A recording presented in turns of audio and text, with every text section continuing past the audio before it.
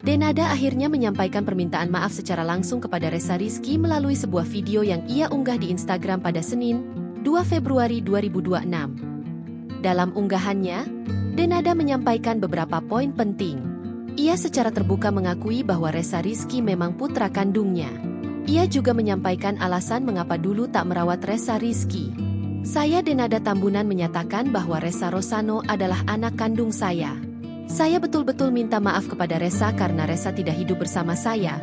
Dari mulai dia masih bayi. Saat itu kondisi psikis saya sedang tidak layak, ungkapnya. Kemudian poin selanjutnya, Denada minta maaf lantaran baru sekarang berkata jujur kepada Ressa tentang statusnya. Saya juga minta maaf kepada Ressa karena baru saat ini setelah sekian lama. Baru saat ini saya memberitahu Ressa bahwa saya adalah ibu kandungnya. Denada mengakui bahwa hal ini adalah kebodohan dan kehilafan dia. Itu kesalahan saya, itu kebodohan saya, itu kehilafan saya minta maaf. Denada lantas menyampaikan harapan dan doanya untuk Ressa.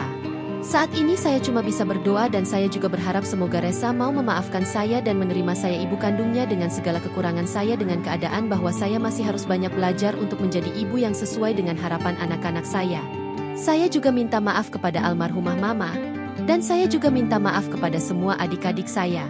Semoga Allah mengampuni semua dosa-dosa dan hilaf saya.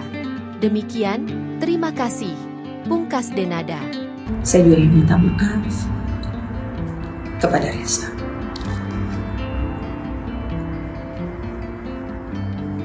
Karena baru saat ini, setelah sekian lama,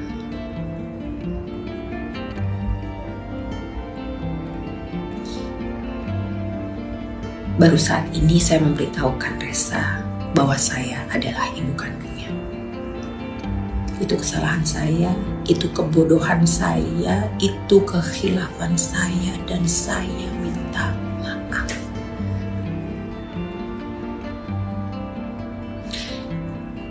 Saat ini saya cuma bisa berdoa dan saya hanya bisa berharap